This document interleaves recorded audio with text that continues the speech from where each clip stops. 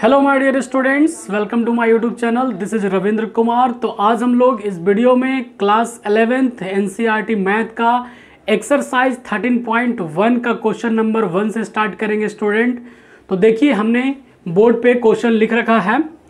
तो वीडियो के स्टार्ट करने से पहले आपसे रिक्वेस्ट है कि वीडियो को जल्दी से लाइक कर दीजिए। और आइए हम लोग देखते हैं क्वेश्चन क्या कह रहा है। Evaluate the following limits. ये सब जो क्वेश्चन है वो लिमिट के रूप में दिया हुआ है। इसे इवेल्युएट करना है, मतलब सॉल्व करना है, आंसर निकालना है।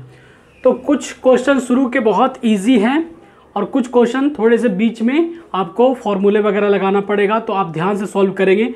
तो देखिए, क्वेश्चन तो बहुत ईजी है, बस समझने की जरूरत है आपको। क्वेश्चन नंबर फर्स्ट को देखिए, limit x tends to 3 x plus 3। तो देखिए यहाँ पे लिमिट को शॉर्ट फॉर्म में LIM लिखते हैं, ठीक है। कुछ लोग LTV लिखते हैं, कुछ लोग LTV लिखते हैं, तो वो भी लिमिट ही है। x टेंड्स टू 3 मतलब x की वैल्यू यहाँ पे क्या रखना है, 3 रखना है। और ये जो दिया गया है वो फंक्शन है x प्लस 3। तो आपको इसे सॉल्व करके आंसर निकालना है। तो देखिए बहुत सिंपल है। क्या करेंगे, यहाँ पे x प्लस 3 की जगह 3 पुट करिए। तो यहाँ पे 3 पुट कर दिया x के जगह और 3 एज इट इज रख दिया, यानी कि फाइनली आपको आंसर कितना मिल गया, 6 मिल गया। तो अब कह सकते हैं therefore limit x tends to 3 और यहाँ पे x plus 3 is equal to answer कितना मिल गया, 6 मिल गया। अब देखिए ध्यान देने वाली बात यहाँ पे एक ये चीज है कि जब कभी ये वैल्यू पुट करेंगे इस फंक्शन में, चाहे फंक्शन बदल के दिया हो चाहे कुछ अलग हो, तो कभी कभी जीरो आ जाएगा, कभी कभी जीरो आ जाएगा। तो उस स्थिति में आपको कुछ अलग कंडीशन लगाना होगा, सिंप्लीफाई करना होगा, फॉर्मूला लगाना होगा, तब जाकर के उसे सॉल्व करना। अगर ये जो वैल्यू दिया वो पुट करने के बाद जीरो नहीं मिल रहा है तो डायरेक्ट वैल्यू को पुट कर सकते हैं। मतलब कहने का ये हुआ कि जब कभी वैल्यू डायरेक्ट पुट होता है और कभी डायरेक्ट पुट नहीं होता है, तो ये चीज़ आपको समझ में आना चाहिए। तो आप लगातार क्वेश्चन को देखते हैं, वीडियो को लास्ट तक देखते हैं, तो आपको दोनों में अंतर पता चल जाएगा कि कौन क्वेश्चन में डायरेक्ट वैल्यू पुट होता है और कौन क्वेश्चन में डायरेक्ट वैल्यू नहीं पुट होता है। तो ध्यान से देखिएगा, ये क्वेश्चन नंबर फर्स्ट सॉल्यूशन हो गया। यहाँ भी सेम उसी प्रकार से देखिए, अगर x की वैल्यू पाई रखते हैं तो पाई यहाँ पे रखने के बाद जीरो तो नहीं मिल रहा, तो डायरेक्ट यहाँ पे हम ऐसा लिख सकते हैं, यहाँ पे x की वैल्यू कितना रख दे, पाई माइनस 22/7। तो लास्ट में आप लिख सकते हैं limit x tends to pi x minus 22/7 is equal to कितना मिला, पाई माइनस 22/7। ठीक है, क्वेश्चन में कुछ भी नहीं है। यहाँ पे देखिए r की वैल्यू 1 रखने पर जीरो नहीं मिल रहा है, तो यहाँ पे क्या हो जाएगा, limit r tends to 1 pi r square is equal to pi का pi as it is, r के जगह कितना रखना है, 1। तो यहाँ पे 1 रख दिया, स्क्वायर है तो स्क्वायर, पाई इंटू 1 का स्क्वायर कितना होगा, 1, और पाई को 1 से मल्टीप्लाई करेंगे तो 1 होगा। तो आपने देखा क्वेश्चन फर्स्ट सेकेंड थर्ड बहुत ईजी था, आसानी से सॉल्व हो गया। आई होप आपको समझ में आ रहा होगा। आगे थोड़ा सा क्वेश्चन का लेवल बढ़ेगा, तो ध्यान से देखते रहिए। अब देखिए क्वेश्चन नंबर हम लोग 4 से शुरू करेंगे। आप चाहे तो इसे अपने कॉपी में नोट कर सकते हैं। अब देखिए स्टूडेंट, क्वेश्चन नंबर हमने 4 भी लिख दिया है बोर्ड पे, 5th भी लिख दिया और 6th भी लिख दिया है। तो देखिए ध्यान से क्वेश्चन नंबर 4 को सॉल्व करते हैं। तो पहले आपको मन में देखना है पुट करके कि x की वैल्यू यदि 4 पुट करते हैं x के जगह पे तो जीरो तो नहीं मिलता। अगर जीरो मिलेगा तो प्रोसेस बनाने का अलग हो जाएगा, अगर जीरो नहीं मिलेगा तो डायरेक्ट आप वैल्यू क्या करेंगे, पुट कर देंगे। तो यहाँ पे देखिए 4 पुट करते हैं तो 4 4 जा 16 प्लस 3 19 हो जाएगा, और यहाँ 4 पुट करेंगे तो 4 में से 2 जाएगा तो 2, यानी 19/2 हो जाएगा, तो डायरेक्ट पुट होगा यहाँ पे। तो देखिए limit x tends to 4x plus 3 divide by x minus 2। तो इसे आप पुट करते हैं तो देखिए 4 इंटू एक्स की जगह कितना, 4 प्लस 3 डिवाइड बाई 4 माइनस 2। इसे सॉल्व करिए, 4 4 जा 16 plus 3 divide by 2, 16 plus 3 19 divide by 2। ये आपका आंसर निकल के आ गया। आई होप आपको समझ में आ रहा होगा स्टूडेंट। यदि वीडियो पसंद आ रहा है तो वीडियो को जल्दी से लाइक कर दीजिए और चैनल पे फर्स्ट टाइम आए तो चैनल को सब्सक्राइब कर लीजिए ताकि जब भी मैं वीडियो अपलोड करूँ तो आप तक नोटिफिकेशन पहुँचे। अब देखिए क्वेश्चन नंबर 5 क्या कह रहा है, limit x tends to -1, function दिया गया x to the power 10 plus x to the power 5 plus 1 divide by x minus 1। अब देखिए मन में पुट करके या फिर रफ में पुट करके कि x की जहाँ जहाँ वहाँ अगर -1 पुट करते तो क्या 0/0 मिलता है क्या। तो देखिए यहाँ पे पुट करेंगे तो पावर में इवन नंबर है यानी सम संख्या है तो रिजल्ट 1 देगा, ये -1 देगा तो ये दोनों कैंसिल हो जाएगा, प्लस माइनस 1 बच गया और ये -1 हो जाएगा, -1 यानी 0/0 नहीं मिल रहा है। तो अब डायरेक्ट क्या करेंगे, पुट कर सकते हैं। तो यहाँ पे देखिए पुट करेंगे, ध्यान दीजिएगा, a limit x tends to -1 x to the power 10 plus x to the power 5 plus 1 divide by x minus 1। Limit put करने पर देखिए -1 to the power 10 plus -1 to the power 5 plus 1 divide by -1 minus 1। यहाँ पे कितना होगा, -1 ही होगा ये वाला। अब देखिए आगे सॉल्व करते तो -1 के पावर 10 है यानी प्लस में 1 होगा और ये -1 हो जाएगा, प्लस 1 डिवाइड बाई -1 माइनस 1 -2। ये प्लस माइनस कैंसिल हो गया, ऊपर में 1 बचा और नीचे में -2 बचा। इसको फाइनली -1/2 लिख सकते हैं। ये आपका आंसर आ गया इस लिमिट वाले क्वेश्चन का। अब देखना ये है क्वेश्चन नंबर 6 को, ध्यान से देखिए। इन सब क्वेश्चन नंबर 6 जो है वो 1 to 5 से बिल्कुल अलग है और कैसे अलग है वो मैं पहले आपको बताता हूँ कि जब x की वैल्यू यदि 0 पुट करते तो यहाँ 0 पुट करने के बाद 0 + 1 कितना हो जाएगा, 1 हो जाएगा और 1 के पावर 5 करेंगे तो कितना होगा, 1 होगा और 1 में से 1 जाएगा तो 0 हो जाएगा, यानी 0/0 हो रहा है। तो जब ऐसा कंडीशन आ जाता है तो क्या करें सर, यहाँ पे लिख सकते हैं एट x = 0 फंक्शन गेट्स 0/0।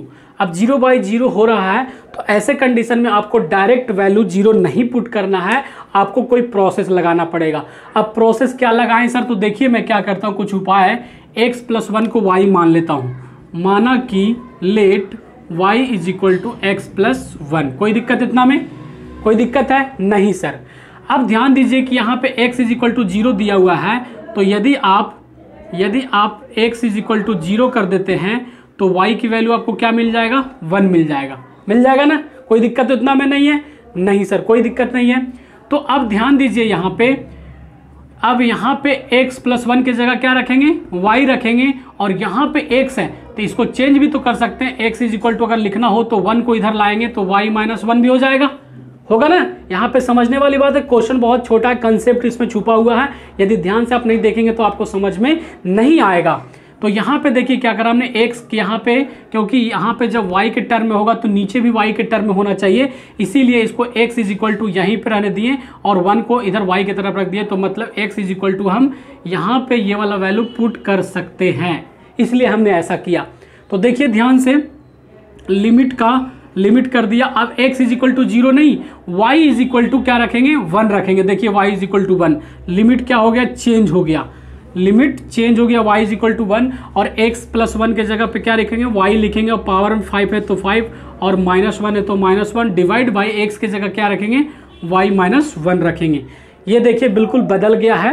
अब इसे हम ऐसा फॉर्म में लिख सकते हैं क्या, देखिए ध्यान से, लिमिट y टेंड्स टू 1, यहाँ पे y के पावर 5 है, -1 है तो 1 के पावर 5 भी कर सकते हैं अपना मन से, क्योंकि 1 को 5 टाइम्स गुना करेंगे, 1 × 1 × 1 × 1 तो भी 1 ही मिलेगा। अब आपके मन में आ रहा होगा सर ऐसा आपने क्यों किया, तो इसका एक फॉर्मूला होता है, इसका एक फॉर्मूला होता है। फॉर्मूला ये होता है, देखिए ध्यान से, यहाँ पे जैसे मैं फॉर्मूला लिख के अगर दिखाऊँ आपको, लिमिट यहाँ पे x टेंड्स टू क्या कर दें, 1 कर दें और यहाँ पे इस तरह से a to the power n x to the power n, यहाँ पे क्या कर दें, x to the power n a to the power n divide by x - a। अगर ऐसा कंडीशन आता है तो इसका फॉर्मूला होता है n a to the power n - 1। ये फॉर्मूला यदि आप याद रखते हैं तो कहीं भी इस तरह के प्रॉब्लम आता है तो आप आसानी से सॉल्व कर लेंगे। कहने का मतलब ये हुआ कि x के जगह पे y है और n के जगह पे 5 है, यहाँ a के जगह पे 1 है और n के जगह पे 5 है और y माइनस 1 यानी x माइनस a है। तो इस कंडीशन में क्या करेंगे, ये जो n है वो सामने आ जाता है a एज इट इज़ और पावर में a के पावर n माइनस 1 हो जाता है।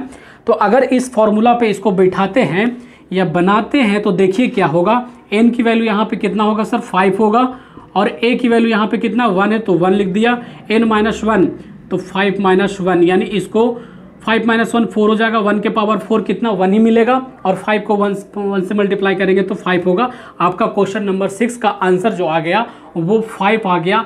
आई होप क्वेश्चन नंबर 6 आपको समझ में आ गया होगा। कंसेप्ट क्वेश्चन छोटा है लेकिन कंसेप्ट से भरा हुआ है।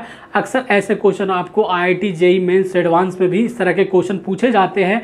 तो यदि आपको कंसेप्ट मालूम रहेगा तो विद इन 2 से 3 सेकंड में आप आंसर निकाल लेंगे और अगर आपको नहीं पता रहेगा तो कुछ भी करते रह जाएंगे, नहीं बनेगा।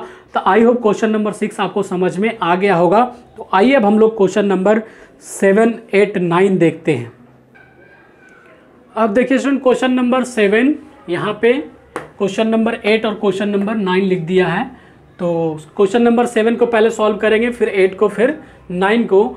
तो यहाँ पे ध्यान से देखिए क्वेश्चन नंबर 7 को, यदि x इक्वल टू 2 यहाँ पे 2 पुट करते हैं तो क्या होगा, 2 2 जा 4, 4 3 जा 12 और यहाँ पे 2 पुट करते हैं तो -2 और -10 कितना हो जाएगा यानी कि ऊपर में 0 मिल रहा है, नीचे में देख लेते हैं x की वैल्यू 2 पुट करते तो 2 का स्क्वायर 4, 4 में से 4 गया 0 यानी ये 0/0 मिल रहा है। तो ऐसे स्थिति में डायरेक्ट वैल्यू आप पुट नहीं कर सकते हैं। तो फिर क्या करें सर, प्रोसेस लगाना पड़ेगा। तो यहाँ पे आप लिख सकते हैं at x is equal to 2 function gets 0/0। अगर x की वैल्यू 2 पुट करते हैं फंक्शन में तो हमें 0/0 मिल रहा है।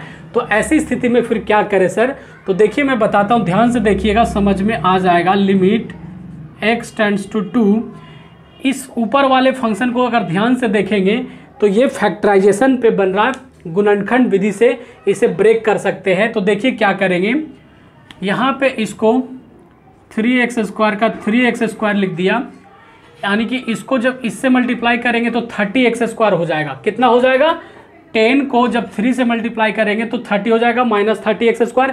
तो कौन सा ऐसा टेबल है कि जिसे मल्टीप्लाई करने पे 30 यानी 30 हो जाए और माइनस करने पे या प्लस करने पे 1 हो जाए।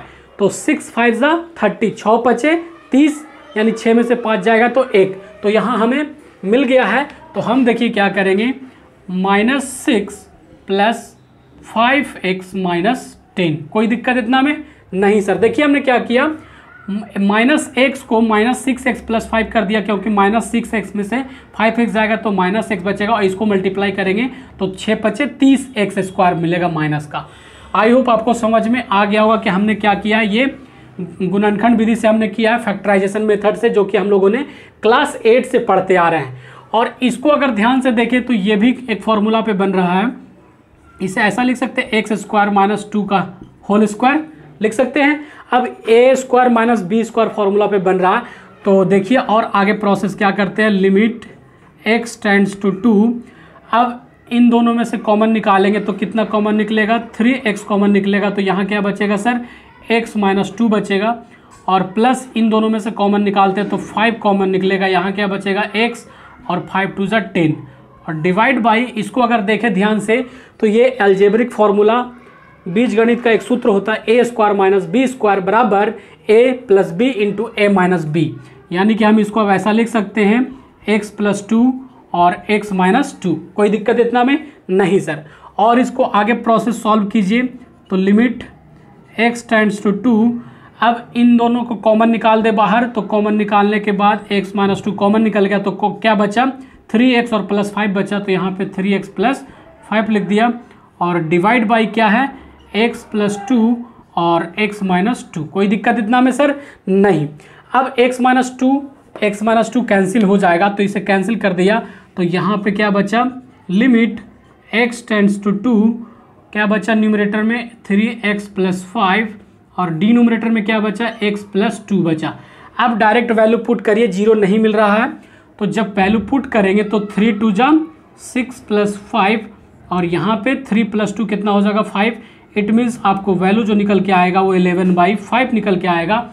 आई होप क्वेश्चन नंबर 7 आपको समझ में आ गया होगा। यदि वीडियो पसंद आ रहा है तो वीडियो को जल्दी से लाइक करिए, अभी तक लाइक नहीं किया आपने तो, और चैनल पे फर्स्ट टाइम है तो चैनल को सब्सक्राइब करें, और जो लोग आपके क्लास के हैं उनके साथ भी ये वीडियो शेयर करें ताकि वो लोग भी घर बैठे देख सकते हैं फ्री में।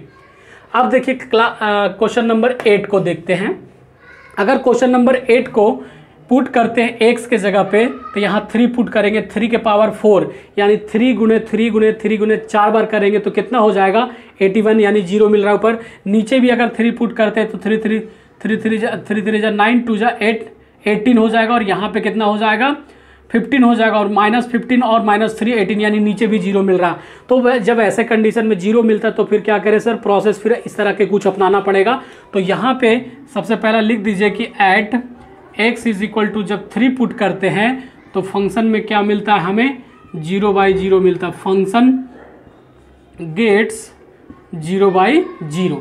अब 0/0 मिलता है तो कुछ दूसरा उपाय करना पड़ेगा। तो क्या करते हैं देखिए मैं बताता हूँ, यहाँ पे ध्यान से देखिएगा। Limit x tends to 3, x के पावर 4 को हम ऐसा लिख सकते हैं क्या, देखिए x² लिख सकते हैं, अभी पता चलेगा क्यों लिख रहे हैं। और 81 को हम ऐसा लिख सकते हैं 9 का स्क्वायर, बिल्कुल लिख सकते हैं। क्यों लिखा सर, a² - b² बराबर एक फॉर्मूला होता है, सूत्र होता है a + b × a - b होता है, इसलिए ऐसा लिखा। और इसे आप क्या करें, ब्रेक करने की कोशिश करें फैक्टराइजेशन मेथड से, गुणनखंड विधि से। तो इसको जब इससे गुणा करेंगे तो 3 2 जा 6 माइनस का होगा। तो कौन सा ऐसा टेबल है कि गुणा करने पे 6 और जोड़ने पे 5 होना चाहिए। तो 6 1 जा 6 और 6 में से 1 चला जाएगा तो 5 हो जाएगा। तो देखिए इसको कैसा लिखेंगे, ध्यान दीजिएगा। यहाँ पे 2x² का 2x² -5 का x को ऐसा लिख सकते हैं -6x + x - 3 ऐसा लिख सकते हैं, कोई दिक्कत तो नहीं है। -6x में से x चला जाएगा तो -5x बचेगा, इन दोनों को गुणा करेंगे तो -6x² मिलेगा। अब इतना करने के बाद फिर देखिए और क्या करते हैं, ध्यान से देखिएगा तभी समझ में आएगा। लिमिट x टेंड्स टू 3, अब इसको a² - b² बराबर क्या होता है, formula a + b × a - b होता है। तो x² - 9 और यहाँ पे क्या हो जाएगा x² + 9, a + b a - b कर दिया। कोई दिक्कत है इतना में नहीं सर। और इसको जब नीचे वाला को कॉमन वगैरह लेंगे तो देखिए 2x कॉमन ले लिया तो यहाँ पे कितना बचा सर x, और यहाँ पे 3 बचा, प्लस x - 3 में से कुछ कॉमन नहीं आएगा तो 1 तो आएगा, तो x - 3। कोई दिक्कत इतना में नहीं सर। अब ध्यान से देखिए यहाँ पे x² और यहाँ पे 9 है तो 9 को हम 3 का स्क्वायर लिख सकते हैं क्या।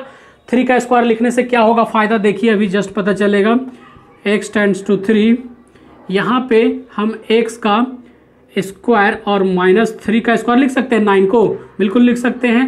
और इसको कुछ नहीं कर सकते, इसको एज इट इज़ लिखिए और डिवाइड बाई इसको x - 3 कॉमन आ जाएगा तो x - 3 कॉमन ले लिया, क्या बचा 2x + 1 बचा। कोई दिक्कत इतना में नहीं सर, 1/1 करके मैं बता रहा हूँ आपको। अब इसको a² - b² फिर से बन गया तो अब इसे क्या लिख सकते हैं a + b × a - b, मतलब कि x + 3 और x - 3 ऐसा करके लिख सकते हैं। तो लिमिट x टेंड्स टू 3, यहाँ क्या लिख सकते हैं x + 3 x - 3, और यहाँ पे क्या है sir x² + 9 divide by denominator में क्या हो जाएगा x - 3 2x + 1। कोई दिक्कत इतना में नहीं सर। कुछ टर्म कैंसिल हो रहा है, क्या कैंसिल हो रहा है देखिए ध्यान से, x - 3 ऊपर नीचे से कैंसिल हो रहा है, क्या बच गया देखिए लिमिट x टेंड्स टू 3, यहाँ पे ऊपर में बच गया x + 3 और यहाँ बच गया x² + 9 डिवाइड बाई डिनोमिनेटर में क्या बच गया 2x + 1। अब ध्यान से देखिए यदि 3 का x के जगह पे 3 वैल्यू पुट करते हैं तो 0 मिलेगा क्या, तो नहीं मिलेगा। तो पुट कर दीजिए, यहाँ पे 3 पुट करेंगे तो 3 + 3 कितना हो जाएगा 6 हो जाएगा, और यहाँ पे 3 पुट करेंगे तो 3 3 जा 9 और 9 जोड़ेंगे तो 18 हो जाएगा, डिवाइड बाई यहाँ पे कितना हो जाएगा x के जगह 3 रखेंगे तो 3 2 जा 6 और 1 7 हो जाएगा। यानी कि 18 को जब 6 से मल्टीप्लाई करेंगे तो कितना होगा 108 होगा और डिवाइड बाई 7 होगा। आई होप आपको क्वेश्चन नंबर 8 भी समझ में आ गया होगा। यदि आपको समझ में आ रहा हो तो अपने कॉपी में इसे नोट करें और वीडियो को 1-2 बार देखें ताकि आपको सारे डाउट क्लियर हो जाए और समझ में पूरे अच्छे तरीक़ा से आ जाए। तो अब देखिए क्वेश्चन नंबर 9 को देखते हैं। क्वेश्चन नंबर 9 कैसे सोल्व होगा। तो सबसे पहला क्वेश्चन नंबर 9 को देखिए कि x की जगह पे जब 0 पुट करते तो क्या 0/0 मिलता है, तो नहीं मिलता। कैसे, x यहाँ पे 0 पुट करती है, 0 हो गया, ये 0 हो गया, लेकिन b ऊपर में बचा हुआ है 1 बचा हुआ है, तो 0/0 नहीं हो रहा है। इसका मतलब है कि डायरेक्ट पुट करके आप आंसर निकाल सकते हैं। तो यहाँ पे x tends to 0 limit ax plus b divide by cx plus 1 है। तो जब पुट करेंगे x की जगह तो यहाँ पे क्या हो जाएगा, a इंटू 0 प्लस b और divide by c into 0 plus 1, यानी कि a को 0 से मल्टीप्लाई करेंगे तो 0 डिवाइड प्लस b, और यहाँ भी c को 0 से मल्टीप्लाई करेंगे तो 0 प्लस b। इट मीन्स आपको फाइनली जो आंसर निकल के आ रहा है b/1, इट मीन्स b निकल के आ रहा है। आई होप क्वेश्चन नंबर 9 भी आपको समझ में आ गया होगा। तो हमने इस वीडियो में क्वेश्चन नंबर 1 to 9 एक एक करके हमने सॉल्यूशन किया है, और 9 से आगे मैं सॉल्यूशन इस वीडियो में नहीं कर रहा हूं ताकि वीडियो ज़्यादा बड़ा ना हो जाए। तो अगर 9 से आगे की वीडियो आपको देखना है तो आपको नेक्स्ट वीडियो में मिलेगा। तो उम्मीद करता हूं कि वीडियो आपको पसंद आएगा। तो वीडियो पसंद आए तो वीडियो को जल्दी से लाइक कर दीजिए, कमेंट करके बताइए कि वीडियो कैसा लगा आपको, और मुझे आपका कमेंट का इंतजार है। तब तक आपसे लेते हैं विदा, फिर मिलते हैं अगले वीडियो के साथ।